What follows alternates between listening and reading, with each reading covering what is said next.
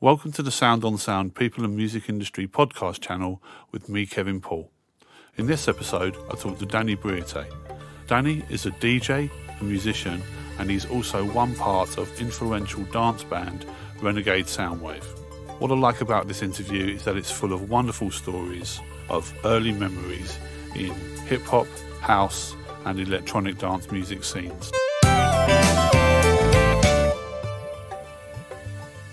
Danny, welcome to Mixbus. Hi mate, nice to be here. Yeah, how are you? Good. Rhythm Riders, how did that come about?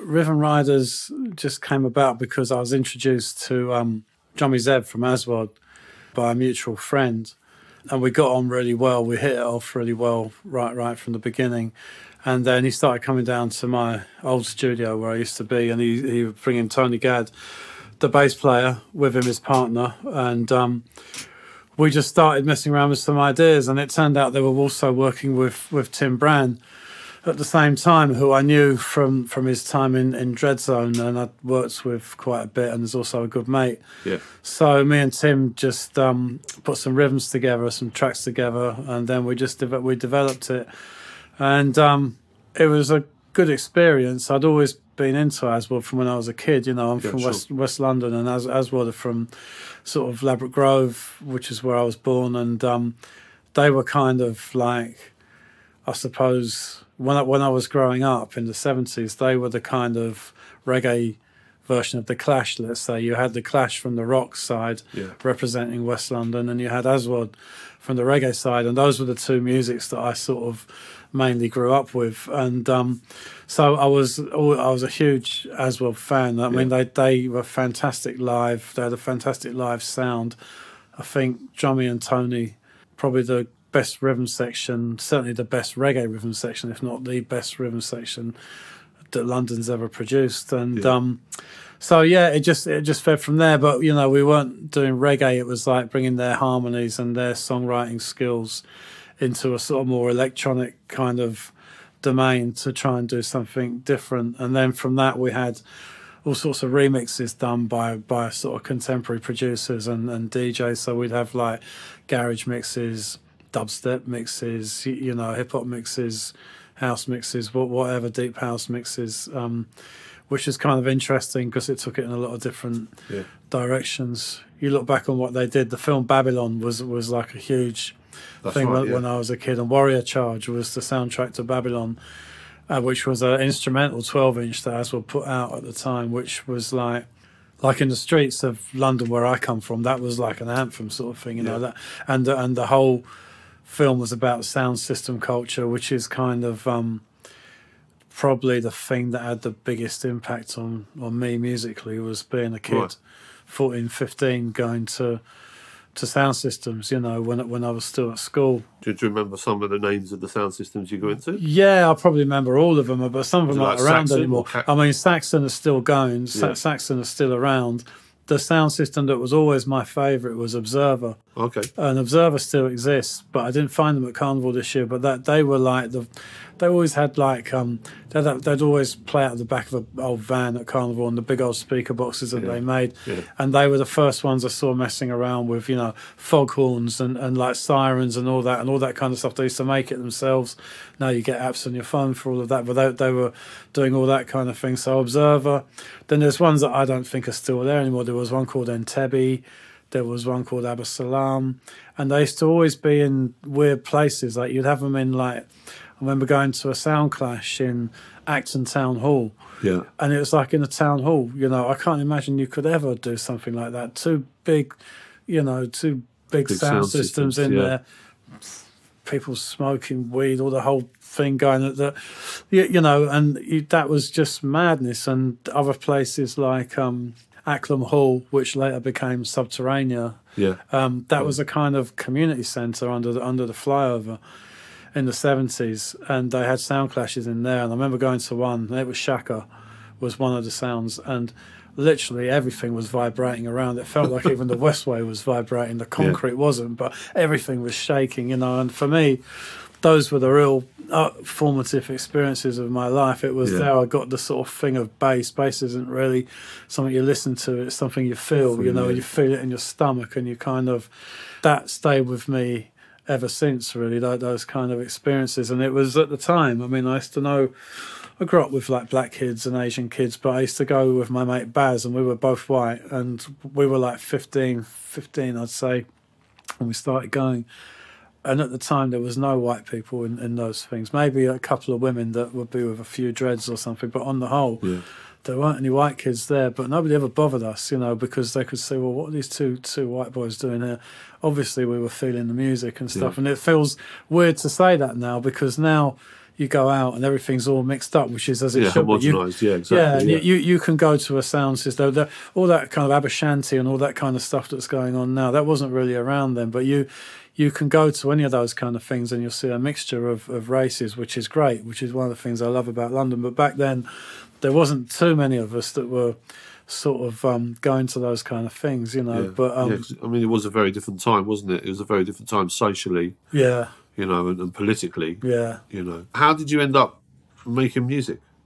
I'd always played drums from when I was a kid. I wasn't a brilliant drummer, but I had a drum kit at home up in the loft, and I used to just play, and I had a reel-to-reel tape, and I used to lay down loads of drum tracks and play percussion over the top, and then I'd get like bits of Apocalypse Now and put it over the top and just mess around with things like that. That's what I was doing when I was a kid, before I was in any band or anything, and I used to just make these kind of like long percussive tapes. I wish I still had some of them, of me playing drums and percussion with like loads of bits of films and bits of sort of you know, audio and stuff. I used to go to the ICA, and you could, I can't remember what you did, but you could get recordings from there. You could get all these kind of like, you could get all this vinyl, but they had all these pressings of things like speeches and things about riots and demonstrations and revolutions, and you could record it from them.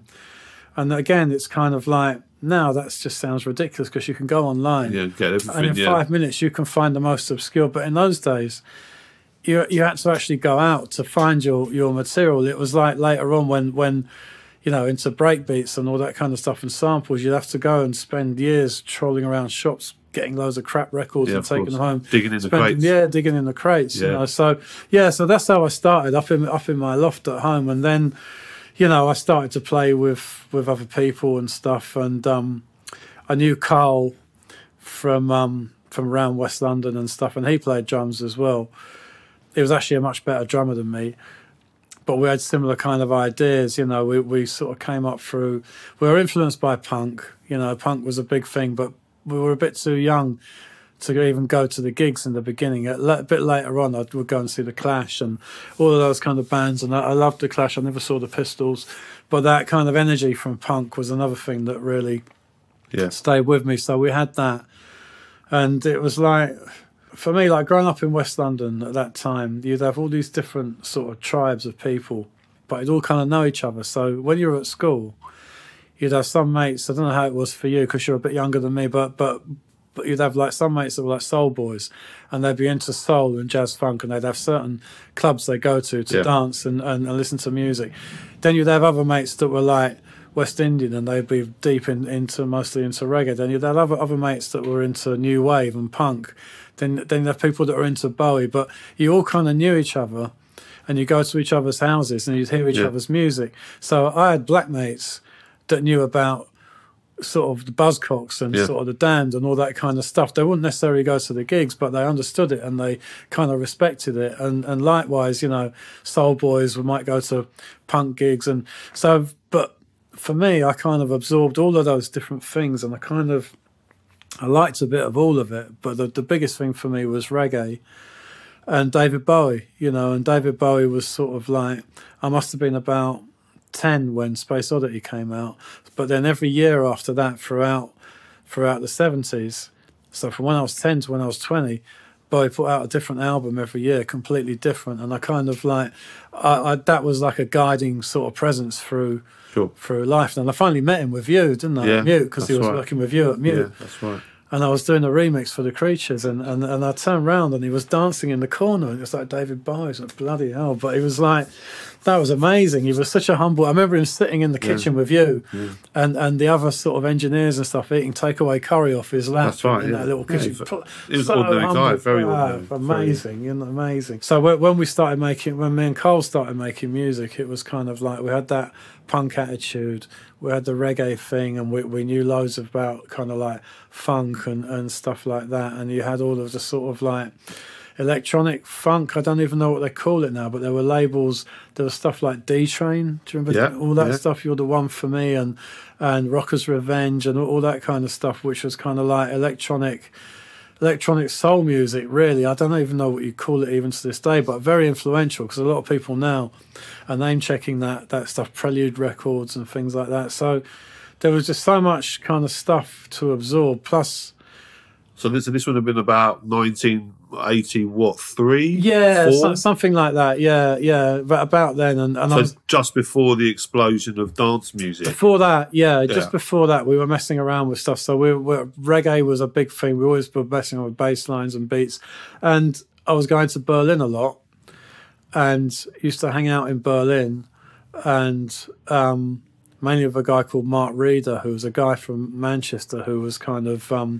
part of that whole Joy Division, New Order sort of thing. He's made films and documentaries about. He lived in Berlin, and I used to stay with him.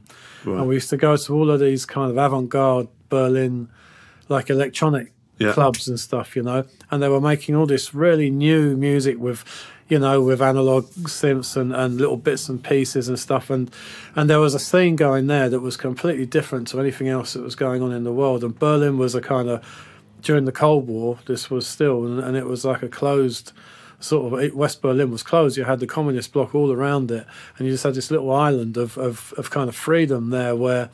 I don't mean freedom from communism, I mean freedom to just do what you wanted, because the government, the German government, weren't really interested in Berlin, because it was miles away from the rest of West Germany. Plus, if you lived there, you didn't have to pay tax, and you didn't have to do national service. Okay. So loads of kids from all over West Germany went to live in Berlin. You could get a huge loft space for next to nothing. So it was a really creative place. It was full of artists. So all those guys like Anschutz and Neubaut and DAF, all of those people, plus loads of people that you'd never heard of, you know, and a lot of people that I'm sure... like with Daniel Miller's contemporaries were there and stuff, you know. So you were hearing all this kind of music, early electronic music, which was really interesting. And so we were kind of... I was bringing that back, you know, loads of obscure, like 7 inches from Berlin. Were you DJing then? Yeah, I was DJing from sort of like the late 70s, you know, but I was playing reggae mostly, and a bit of that kind of like funk and stuff, you know, pre hip hop, you know. So I was started playing just kind of like, you know, illegal parties and stuff, you know, not in any clubs or anything at that stage. And then I started going to New York quite early in the 80s, and I got there and hip hop was blowing up, you know. Yeah. So that'd been like what, 80, 83? First time I went to New York was 80, right. and I didn't really catch too much of it then, but then by about 83, 84, I was going there all the time, and I met Linda and stuff, so I was over there a lot. And so I saw loads of the kind of like this talent that was coming up, you know, like, you know, I go, again, it was a bit similar to the reggae thing, because I was going to places like the Harlem Apollo, where you'd have Curtis Blow, Run DMC and Trouble Funk on the same bill, you know. Amazing. And it was in Harlem, and there was no white people, and I had locks halfway down my back, you know. And so I'm going there up into Harlem, and I'm going into these places and thinking, whoa, I don't know if I should even really be here, but people were coming up to me. Again, there was only black people there, and they were going, "Wow, man, can I just touch your hair? Can I just touch it?" And nobody ever gave me any grief, you know. I'd go to places like the Inferno and the Nest, and these were like hip hop clubs where, you know, Jimmy Spice, I might be playing Eric B and Rakim, Stetzer Sonic, all of these kind of people. Amazing. And it would kick off in there sometimes, because there'd be fights between like Brooklyn and Queens or whatever, and I'd just be stood in the middle, maybe come with Carl sometimes. And it was all kicking off, but nobody ever bothered us, you know. Again, I think they just thought, fair play, you know, they've taken the risk, they've come here, they must be into the music, you know. And I met sort of quite a few, I met guys from the Bronx and stuff that were just like proper street people with the Kangols and the chains and all of this, and the clothes they used to wear, which was kind of coming out of the 70s into the 80s. It wasn't quite the fashion that it turned into later on, you know. Turtleneck jumpers with big chains and Kangols and stuff. But I'd chat to these people, and I get to hang out with them, and they would give me like mixtapes. And when, you know, something that annoys me now. A mixtape is like what they call a mixtape now. It's not it's not a tape, and B, it hasn't been mixed. It's just like a compilation of tracks. In those days, a mixtape where a DJ had made a cassette and he mixed it, and they give me these tapes and stuff with all this kind of music on, you know. And I was going to the clubs, I was going to the shops, and I was like looking for break beats, and I was kind of like finding the same shops where like Africa Bambaataa would go, and there was a shop in Times Square I used to go. There was one downtown in St. Mark's Square. And I chat to the guys in the shops, and it's like, oh yeah, Bambaataa was in, and he bought this. I'll be, what is it? It's like, it's a Hare Krishna album. It's like, well, there must be a break on it. All right, I'm going to have that. And I think sometimes they were winding me up, you know, because I get this Hare Krishna album back to London, and I'm going through it. So where's the break on this? There's not even any drums on it, you know. So you know, sometimes they get you at it, but you know, I come back with like suitcases full of vinyl, you know, as it was back then. So then that hip hop thing, to me, it was kind of their punk, you know. It started, for sure. Yeah. Started at the same time as punk, you know, in the late 70s in New York, but it didn't filter over here, I suppose, until Rapper's Delight was the first I heard of it. And then, but, you know, luckily I was going over there when it was really like, New York was fantastic then, you know. New York was before Giuliani, before they had the big clamp down on graffiti and everything, and before AIDS and before crack. When AIDS and crack hit New York, it really changed New York for the worse. But before that, you could go out all night, every night. You wouldn't have to know where you were going. You just go out and you find a place to go. There'd be an art opening. I met a lot of those kind of like graffiti artists that were just starting to exhibit downtown and stuff like that. And you would just meet people, and the scene was really small there, and it was really small here, and it kind of overlapped a bit between London and New York. So I was going back and forth, first to Berlin, then to New York, and then all of those kind of things together with the kind of what you have from growing up in London, which was the reggae and the new wave and the punk and everything. All of that was kind of what we put into Renegade Soundwave, really. So when we started making records, we had all of this huge kind of like influences and armory of the wave, riding the wave of all those cultures, all of those things, which is kind of like you know. So I think that's why we made something which at the time anyway was quite unique, because it's partly the way we worked and partly the fact that we had all these influences that we allowed ourselves to be open to, you know. And we just poured all that out once we started, you know, to make music. All of those things were crucially important, you know. Yeah. What was the first record that you made as Renegade? As Renegade Soundwave, we did some demos, but it was just me and Gary, because Carl had disappeared somewhere, and me and Gary made some demos, and we took them in, and then Mark Moore got in touch with us. From S Express? Yeah, from S Express, and he was doing A&R for Rhythm King. So Rhythm King had Bomb the Bass, Early Left Field, S Express, Merlin. Merlin, yeah. The rapper, few other bits and pieces, you know. And Mark, it was mainly Mark that brought them in, and I knew Mark because I used to DJ. There was a club called the Mud Club. Yeah, I remember the Mud Club. That was the first club I used to go to. Yeah, that was wicked. Underneath the Astoria. Underneath the Astoria, yeah, that's right. Yeah, and Mark was the DJ there, and he played a wicked cross section of music, and you know that was. Those times were really interesting because then again you had guys like Mark who were influenced by all sorts of stuff as well. So you go out and you would hear hip hop, you'd hear disco, you'd hear this, and you'd hear the odd reggae track, even the odd new wave track that you could dance to. And that was the period I loved. And New York was like that as well. And I used to DJ in New York at a place called Save the Robots, which was a kind of illegal after hours place. And that was like, so when I was hanging out in New York, I got offered to play at this place called Save the Robots. I didn't know what it was. So it was on the Lower East Side before it got gentrified. It was real Scorsese sort of mean streets, you know. It was crumbling down. Yeah, and it was like mafia. It was sort of a bit gangy. It was a bit this, a bit that.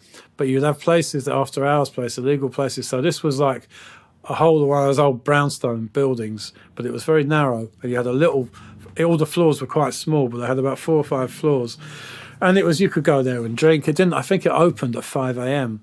And so the people that would go there would be like people who'd been working in clubs, people who were still wanting to go out after clubs, hookers, pimps, transvestites, all sorts of people. And it was a really great collection of people as well. So I started playing in there. And I took over from a guy called John Hall, John Hall looked a bit like a 70s disco guy. He had the moustache and the Hawaiian shirts and all of this, and he was like the guy who played there, but he played disco. He just played disco. I started playing there, and I started playing hip-hop and breaks, and all these people were coming in, all these Puerto Ricans and stuff were going, wow, man, we never heard this music before. Where are you from? And I said, I'm from London. And they were like, you're from London and you're playing this, you know this music? And it was really weird. And then people started coming down, like Marley Marl and Run DMC's manager, and even Run DMC came down. Fascinating. And they'd get behind the decks and start chatting to me. And because they found it really odd that there was like a kid with locks from London who was playing hip hop and breaks, At and 6 in the morning, and cutting up breaks, and it's after hours, place surrounded by transvestites and this, that, and the other. So, and they would come and they would give me records. So I got all like the early cold chilling stuff, like It's a Demo. Wicked. Remember that DJ Palmer? Yeah, of course, yeah. I had like first pressings of those tunes, but they Amazing. gave them to me. You know what I mean? And I've still got them. And it was really weird. And there was Mafia guys there, and there was like, I remember one night.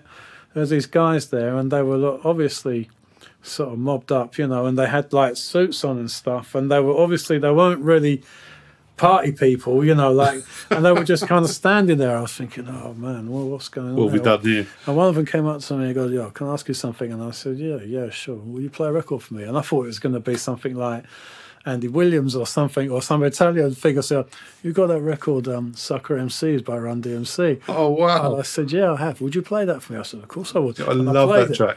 And then he came back and said, this is my neighbourhood, right? Anything goes down here, I have to know about it. If anybody ever troubles you here, you know, you look outside, you see my car, and there's all these like motors outside, immaculate, in this like derelict ghetto, but no one was going to touch them because they knew who they were. So they said, you know, anything you want, anything, just come to me. And I never did. You know what I mean? But that's an endorsement that it's good to have in your back pocket. Yeah, I mean, that was like, those were amazing times. You know, those kind of times you would just fall into things. Things would happen, you know, and you just like, you'd be young, you'd just get on a plane and go somewhere. There wasn't all the sort of strict controls that there are now and everything, you know. So I started DJing like that, and then I came back here. I started DJing properly in more proper clubs, and also doing like warehouse parties. Around about the time when we started Renegade Soundwave, I had a sound system called Metro with my mate Frank, and Frank went on to be like a Greenpeace eco warrior. He was one of the guys, you know, what the Russians arrested when they stormed that oil rig. Oh yeah, and they put him in jail in Russia for 3 months. Well, Frank was one of them. Now he's like proper hardcore activist, you know, lovely bloke, you know. But me and him used to do these parties, and for me it was about the music. For Frank, it was more like breaking into abandoned buildings and sort of and trying to dodge the anarchy. He loved all of that. So you know, and like Shoreditch at the time was like nothing like it is now. No, you of know, course. It was an abandoned, desolate area. That's right. Just I a few remember that Bangladeshi families living there, and that. So you could go down to these places like Rivington Street and Curtin Road, and these places that now have got like, you know, Soho House on the corner and all this. There was nothing there, and you just take a pair of bolt cutters on a Saturday afternoon. You cut the chains, and you go in there. You get a generator. You go up to John Henry's. You'd hire a sound system, and you'd hire a rig. Put it in there. Everything went word of mouth, and you'd have a few hundred people would come down. And we used to have maybe two sounds, one playing reggae, one playing hip-hop and funk. And it was proper outlaw stuff. You know, the police had a dossier on us. They shut us down in the end, and they arrested quite a few people that were sort of doing stuff with us. But, I mean, I got loads of stories from those times that were kind of cool as well. But so that was what was going on at the beginning of Renegade Soundwave, really. So I suppose we had all of this huge, you know, we were just kids still, really, but we had quite a lot of experiences under our belt, you know, to put into the music. What was the first record that you made? The first record was Cray Twins. That was a demo that me and Gary did, and then Carl came back into the fold. And basically, Mark Moore, this is how it all started. Mark Moore said, "Well, I'm working with this label. Will you come down and play them your stuff if you got any stuff?" And me and Gary had just done 2 or 3 tracks in some studio somewhere, and they were really rough. There was Cray Twins, Blue Eyed Boy, which ended up on the first and second albums, and and the big probably a version of Cocaine Sex, and we played them to Martin Heath, who was like there was two guys. There was Martin Heath and James Horrocks. I don't know if you remember them, but James was more of a sort of club sort of guy, and he wasn't really into our music.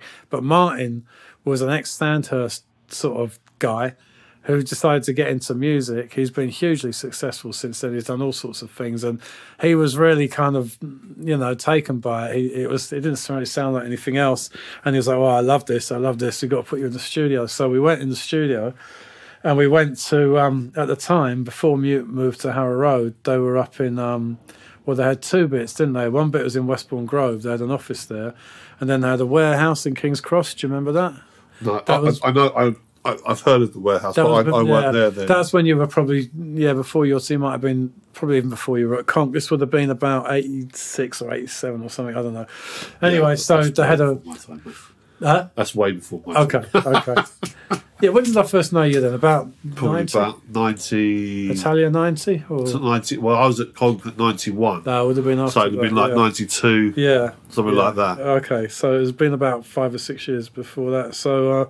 they had a warehouse up there where they used to store all the records and CDs. And in the corner, they had a little studio, not really very well equipped studio. There's some little desk in there, and they had Paul Kendall was working in there.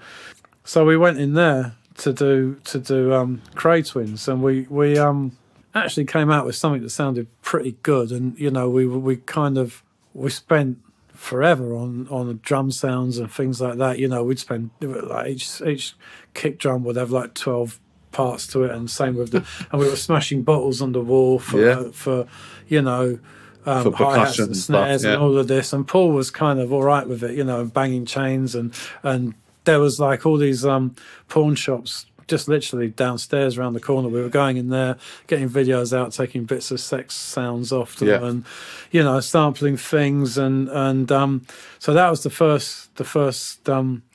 first record. And really, not long before that, the S900 came out, right. And the S900 is what made everything happen for people like us, because all of a sudden you could do all of this stuff that you couldn't before. Even though they had a tiny bit of memory in there, it didn't matter. You could loop things without having to have two copies of the record. You could loop things, record them. Yeah. You could, you could sequence them up. What sequencer would have been about? Well, we had the Atari running Notator. Notator, yes. So it was out that. Yeah. Notator was just about out then. Yeah. We got a bit of money off Riven King, and we bought an Atari, and we bought a couple of keyboards and a drum machine, and a sampler. And a sampler, a couple of S900s, which had about a tiny bit of memory in there, and but it was just incredible, it was such a liberating thing, for people that weren't proper musicians. Even if you were a proper musician, it still was full of potentials. You could be the best musician in the world. That sampler would still allow you to do stuff you could never have dreamt of before, if it's just looping yourself or using other sounds to go with it. So we would have we'd play bits of the tracks, like the bass lines we always wrote, and the drums were always programmed. We made the sounds and everything, and I had bits of keyboards and stuff, loads of samples, some that were unrecognisable, some that we just slapped straight on there, and nobody really knew what sampling was either. That's right. The record company didn't know. Nobody was getting sued or anything. So we would make this, So we did that first single, and we got really good reviews for it. They were calling us the British public enemy, which we weren't at all, but it was because of that radical. That's a nice accolade. For me, that was like, a great reference. People were ringing me up and going, "Can I speak to the British public enemy?" Even though we've made a record, and so that was the first one, and it made a bit of an impact. I mean, lyrically, it was it's about the Cray Twins. Gary's family were linked with them by some way I can't really quite remember, but so the lyrics are about that, and then we came straight after that with Cocaine Sex, which kind of got banned and stuff. I don't think even John Peel played it, and to me that was a better record, and that still stands up. I actually still play that out. There's a dub of that Turbo Lust mix. It was my dub of that, which I did. Where did I do it? At that same that same studio in King's Cross in this little corner. It wasn't even a studio, just a corner of a warehouse. Yeah. And you can play that out now, and you can play it to people, and they think it was made now, you know, and it was made in '86, and that was, I'm really proud of that. Yeah, but you could say the same about the other releases as well that are kind of associated with you, like Ozone Breakdown and the Phantom. Yeah. Did you know that you were creating something new and original then, or were you just living in the moment? Like, was that what? I think with the first two records, the ones I just talked about, we just went in the studio and did what we were kind of doing anyway, but we were able to do more because we had more equipment and we had an engineer. We'd never really had that before, and you're able to sort of do and spend longer time and actually be in a studio environment, whereas before we might just be around someone's house or something, you know. But we didn't think, oh, we're breaking new ground or we're doing anything extraordinary. It was just, that's why I spent so long talking about all those influences, because for us it was just like we've got all this inside us. We're just putting it all down. It's like if you're a writer, you're just on the writing, you know. So we didn't think, we knew there wasn't really anyone doing the same thing, but we didn't think, oh, this is like a big new thing. It's just kind of what we did. But looking back on it, it was really different to oh, yeah, it's completely different. I don't think anyone was really doing it. You had hip-hop. Yeah, you did. Which was hip-hop. And in America... Slow tempo. Maybe beats. 110, 112 BPM. That was a fast hip-hop tune. Yeah. You had electro, but that had kind of gone. Yeah. By the time hip-hop had come, electro had sort of disappeared, hadn't it? And then you sort of had the influences from Kraftwerk coming in. Yeah. And they were, you know, their tempos were like 120. Yeah. Your sound, the British sound, it's almost like you had created a British sound of that sort of electronica, hip-hop mashup, really. It was kind of like a fusion. It was a fusion, wasn't it? Punk attitude and everything. It was all of using that. samples and stuff like that, which no one was doing, really. I mean, with the first record, we sampled the bell thing from the News at 10. That's how it started, you know. And all, you know, we had like the Pearl and Dean thing. Do you remember that? You used to go, and I played that on a mad sound, you know, with that same thing. But people knew what it was. There was always kind of references.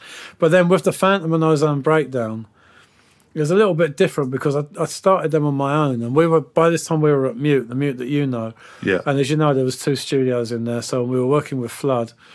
I was trying to explain to someone the other day, it's like in those days, you just go in the studio and you just stay there for months, and then you come out of an album. Now you have to do all sorts of other things as well. So you do a bit of this, a bit of that. Everything takes much longer. But so we've been working on the album for a long time, and I was getting we all fed up with each other.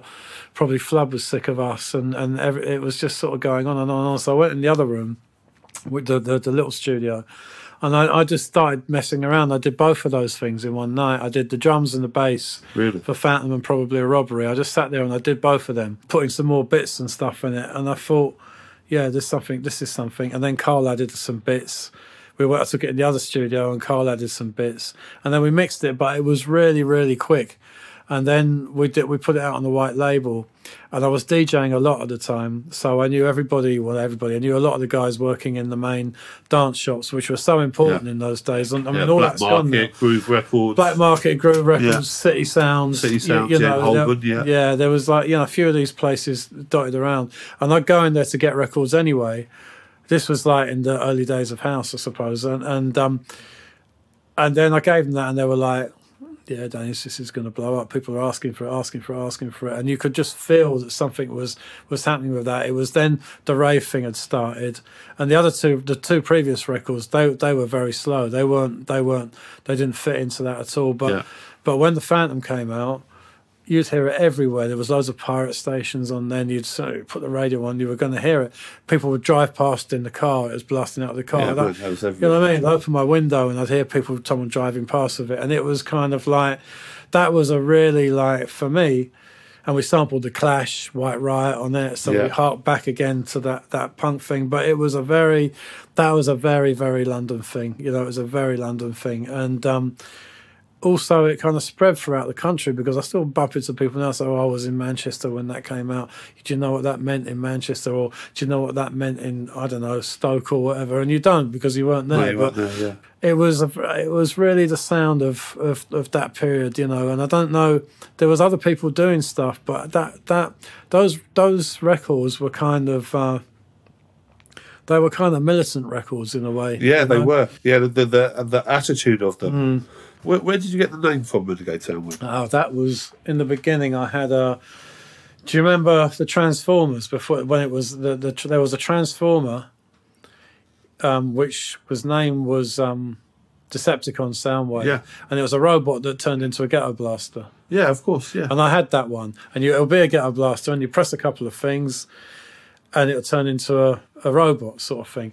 And I just thought that was a good. So I said, well, why don't we call it Decepticon Soundwave, which is obviously much too long. But then Gary turned around and said, what about Renegade Soundwave? I like Renegade Soundwave. So that's how it came about. And when he said that, it just made sense. So I had a word and he had a word. So it was 50-50, I suppose. But it was a name that you could sort of really, you could be proud of. You know, for sure, yeah. It was a good name, and it really suited us as well. Then you made it dub. Yeah. A lot of the material was recorded, but we'd done for Soundclash for the first album. So we'd either take the multi-tracks from that and mess around with them, or there was other stuff that we'd recorded that didn't make it onto Soundclash. And Soundclash, by the way, Soundclash I thought was a name for the first album because it was a clash of sounds, all those different sort of like angles we were coming from. And plus it was also a sound clash like I used to go to with the reggae sound system. So it kind of summed it all up really, I think for a lot of people they didn't know it had anything to do with the reggae world. It was more like, sound clash, sounds are clashing. And that's kind of what it was. So throughout that period when we recorded all that stuff with Flood, we had a lot of stuff left over, or a fair bit of stuff left over. So we just carried on, really. We just carried on remixing it and chopping it around. And, again, a lot of people did that very soon after us, but we did it first. And the reason we did it first was because, for me, growing up with reggae, you'd buy, like, a Dennis Brown album, and it'll be the vocal album. Then a couple of months later, it'll be Dennis Brown, such and such in dub.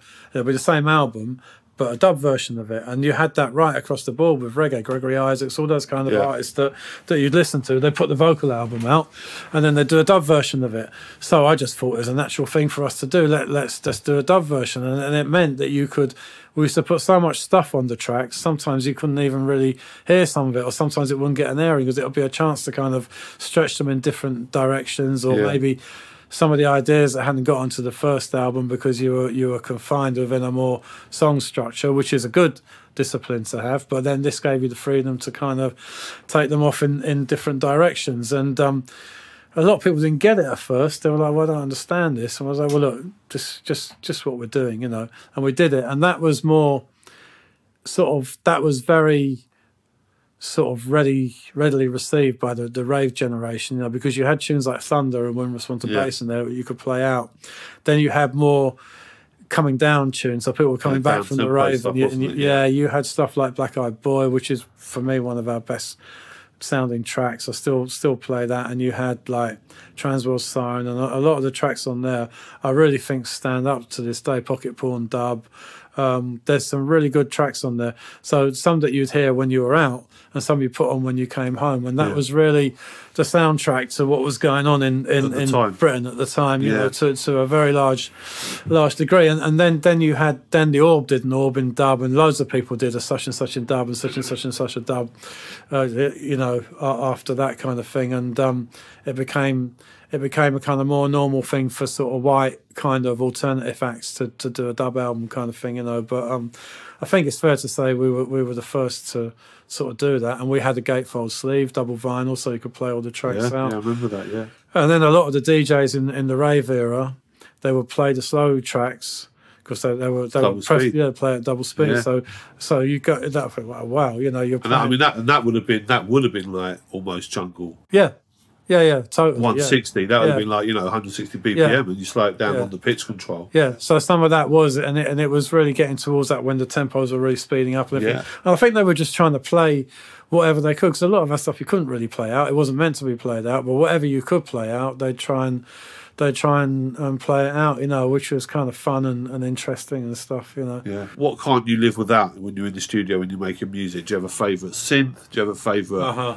I noticed you got the Sherman filter bank. Yeah, I've still got my Sherman. Yeah, which is a good, because it's knobs and it's hands on, and you can't do that with a mouse. So there are things that it's still nice to have. I still like the analog synths. I still like some of the synths that we used back in the day, like the Juno. Yeah, is still a good 106. That's still something worth using. And there's lots of stuff you can do in the box now that you couldn't before. And I mean, I'm not sort of like, I'm not a mix engineer like you are, but there's sort of like a lot of stuff that really helps. Whereas before, I used to think you're never going to get sounding good unless you've got a proper desk. I think if you're on a good day and you've got a certain good energy, that's what I believe. You come in and you do something good, and I think that's always been the way from the beginning to now. It doesn't really matter where you are. You can be in the best studios. I mean, I've worked in some great studios where you're sort of booked in for a week and it's residential and all the food's made for you. You don't have to go anywhere. It's in the countryside. Everything's fantastic. Not really come up with anything. But then other times you go just come in there or something. It's just like a glorified storeroom. But if you've got the right energy, do something good, sure. And also having people to bounce off and feed off. If you've got somebody kind of like-minded and you're kind of like, you've got similar reference points, and you bounce ideas off each other. I'd say for me, that's the greatest thing, And what I like to do is I like to work with other people while I'm writing, but I like to be left alone with the arrangements, and I've always been like that. I don't really like having to share that, and that was always a problem in the band, and it's a problem with anything, because I kind of think that's one of my strengths, and it's something I like to ponder over. And you can go too far now because, back in the day, you had to do everything on the fly, Even before there was automation on desks, that was it. You'd lay it down. All right, you could put a few takes down and you can maybe chop between them. We'd have to have some poor bloke, possibly like you, with a razor blade and a piece of chalk at 3 a.m. and loads of bits of loose tape lying on the floor. And I want to get that bit back. And you don't, you don't know which one. But you really had to concentrate, and you'd have like 3 or 4 people on the mix, one doing effects, one doing the faders, one dropping things in and out, and we're hoping that all the syncs don't go off and everything. Now you can sit there forever, and somebody told me the other day about somebody who spent the last 12 years making an album or something, and it's still not ready. It's somebody famous as well. I won't say who it is, and you can do that. You can spend too much time, but I do really, that's the part of the process I really, really like. It's when you've got enough stuff in there, you've got enough ideas, and then you get rid of the stuff that isn't really working, and then you work on the arrangement. And that I like to do on my own, That's the sort of solitary bit for me that I kind of enjoy. But the indispensable thing is just good energy for me, really. For sure, There's a good energy in this building here. I said that to you when I arrived there. There's a good little vibe here. You and me did enough stuff together. It got to the point when we were working up at Mute a lot that I'd just leave you to it, really, because you knew what I wanted. And that was a really big... for me, that was meant, right, great. You don't have to sort of communicate with all this. Here you are, here's all the parts. Kevin knows how it's got to end up, and it would kind of pretty much end up that way, which is a kind of good. We did a lot of good stuff up there in those sort of last few years at Mute, but and the Rhythm Rider stuff as well. Sounds good. The Drummy Z, this sound, I still play that out. Yeah, there's some lovely tracks on that, but I'm just about vibes, man. I'm just about vibes and energy. I'm not the most technically proficient person in the world, but I know how to make a good piece of music, and sometimes it comes really quick. Sometimes it's really slow. I never let go of it until I think it's good enough, maybe I should, but just that. But I wish I could lighten up a bit with it, but I don't really know how, That's a great place to leave it, Dan. Thanks so much for being on the Mix Bus. Pleasure, man. No, thanks for asking me. Thank you.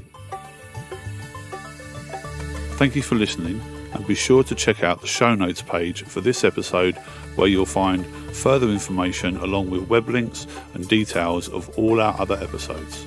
And just before you go, let me point you to the Sound on Sound /podcasts website page, where you can explore what's playing on our other channels. This has been a Mixbus production by me, Kevin Paul, for Sound on Sound.